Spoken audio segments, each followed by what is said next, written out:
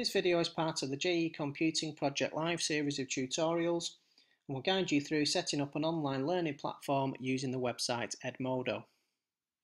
Doing this will ensure that pupils have a place where they can upload their finished projects at the end of each completed unit. In this video, I'll also show you how to upload the Project Live assessment badges so that you can then assign them to students once they've turned in a completed project at the end of each unit. First thing that you'll need to do is go to the website www.edmodo.com and sign up for a free teacher account.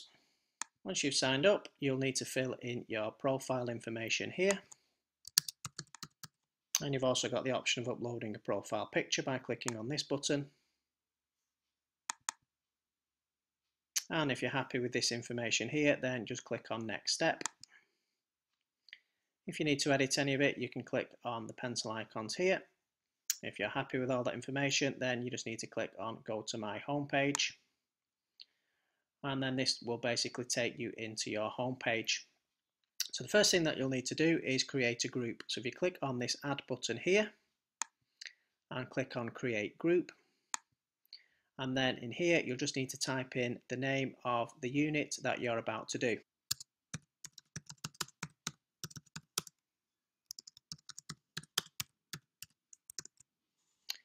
Now this particular unit is a Year 2 unit, and obviously it's computing.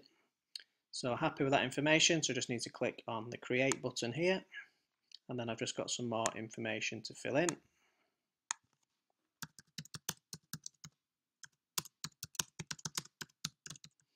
And then if I'm happy with that information, just click on the Finish button here. So that's created a group Doodle Buddy Unit 2.4, and then you'll notice here that it's also generated a group code. Now this is really important, this code, so I'll just need to write it down and keep it somewhere safe. And then when I'm ready for pupils to sign up and join the group, I will share that code with them, and then when they type that code in, that will then enable them to become a member of the Doodle Buddy Unit 2.4 group as well. Just before I show you how to do this, I'm just going to check a couple of other things. I'm just going to make sure that I'm happy with the group settings.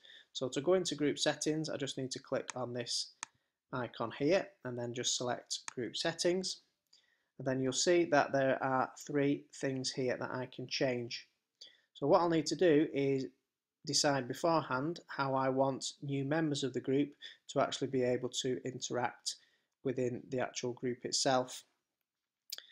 So this option here will set either the members of the group to just be read only, or if I leave it unchecked, that basically means that they will be able to post things to the wall and respond to things that I post on there as well.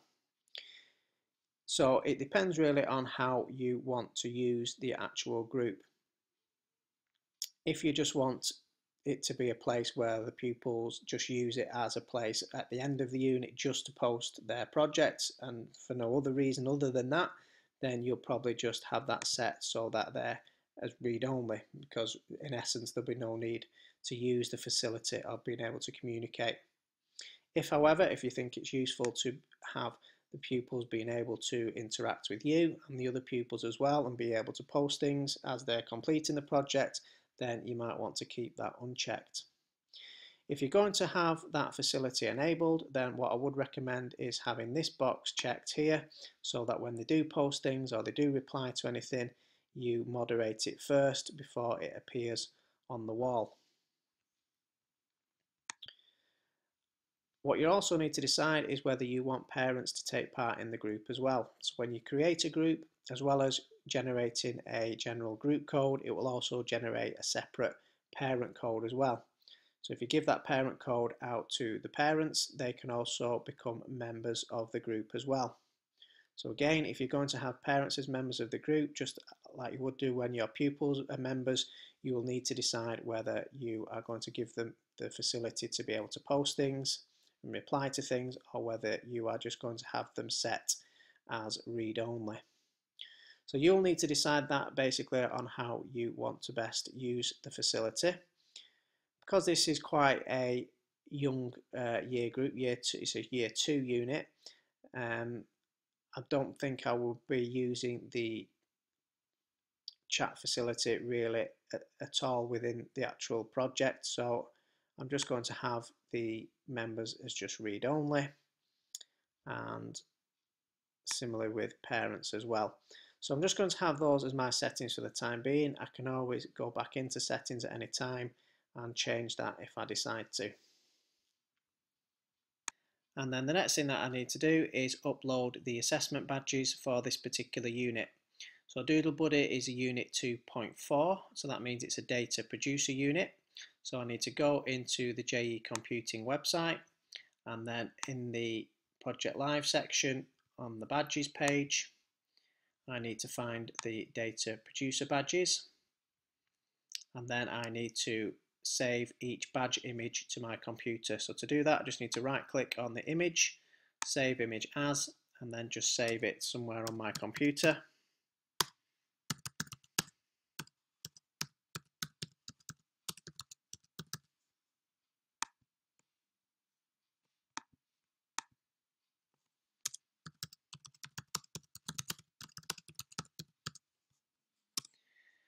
And then once I've saved each 5 of the badges, I can just go back into DoodleBuddy and click on this button here where it says progress, and then if I select this one here where it says my student badges, and then I can add those 5 different badges that I've saved to my computer.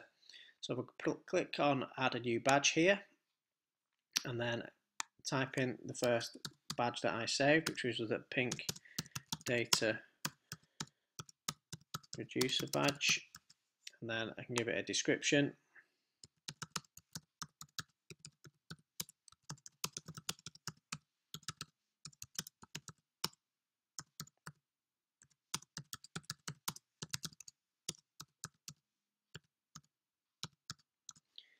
And then I need to click on this button here and upload that pink data producer badge that I've just saved.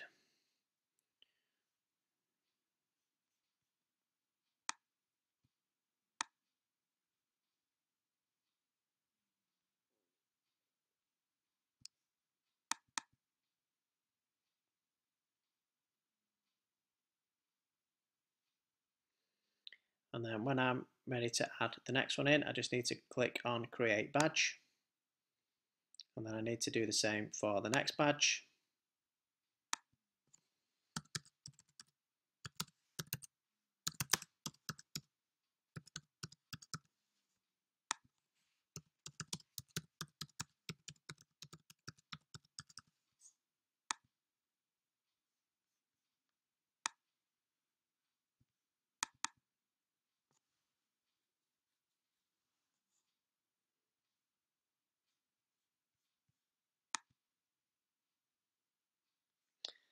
And that's my 5 coloured badges now added, ready to give to pupils once they've uploaded their finished projects.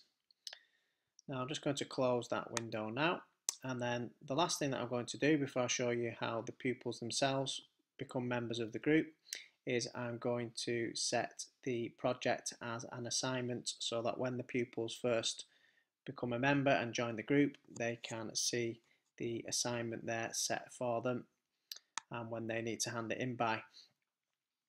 So to set an assignment, I need to go to my home page by clicking on the home button here, and then I need to click on the assignment tab here, and then I need to type in the assignment title.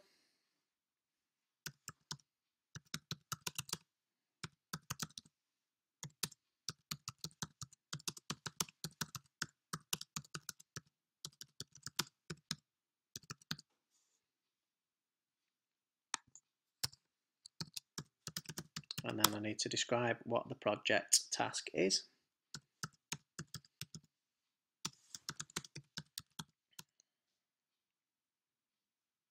And here I can just set the due date. So this would probably be the final session of your unit.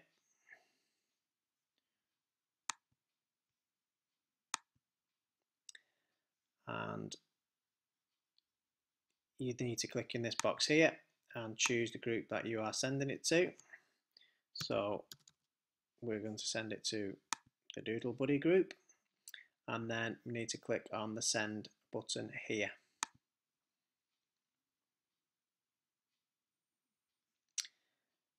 And then you'll see that that's appeared as a latest post on the Doodle Buddy wall.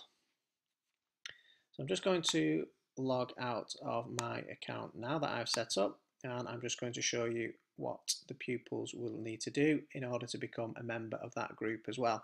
So when you've got permission from parents, then you'll just need to direct pupils to the Edmodo website,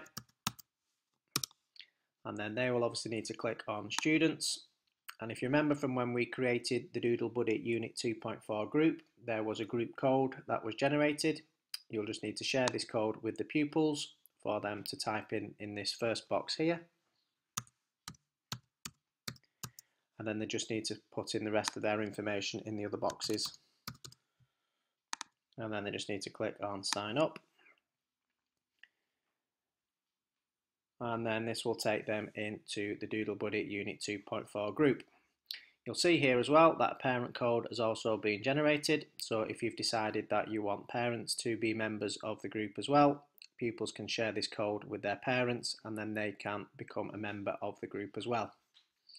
So here is the wall for the Doodle Buddy Unit 2.4 group, and you can see here is the post that we made, which is the project assignment which we've set for the pupils to complete. So towards the end of the unit, when they've finished their project and they're ready to submit it, they can just click on the turn in button here, and they can then upload their finished project. So they can upload a file, they can upload a link to a website. So if it's a project where the pupils will save their completed work online, so for example one of the Scratch projects where they will save their finished project to a Scratch account, they will send the link as part of their finished project, and they can also upload things that they've saved within their backpack. So the backpack is basically the virtual library that they have where they can store files and links and things like that. So within the podcasting unit, for example, it might be the finished podcast, which will be a file uploaded, but also further evidence of things that they've collected within their backpack as well. Now within the Doodle Buddy unit, the project is to complete a chart, a graph or a diagram, and this will be evidenced in the form of a photograph taken on their iPad. So in this case it will be a file that the pupils will need to upload. So they would need to click on the file button here, and then they would just need to upload that image of their diagram or their chart or whatever it is that they've done. So here is the finished work here, so we'll just need to click on that, and then that will just upload. And then in this box here as well, they can also type in a message to go with it as well.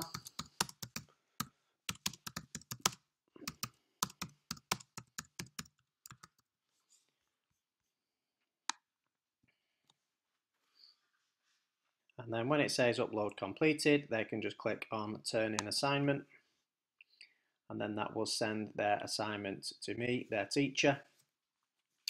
So when I next log in,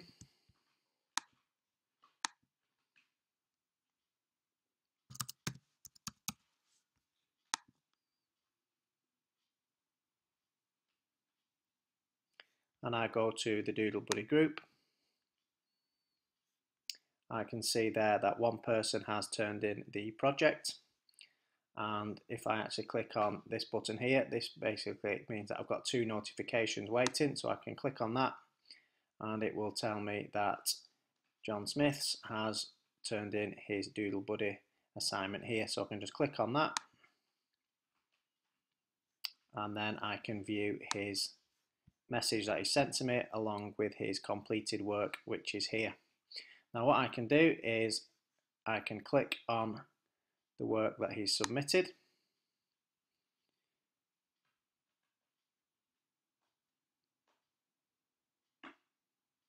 and then using the Project Live assessment sheet I can make a decision based on what colour of badge I think he has achieved, and then I can award him that colour badge.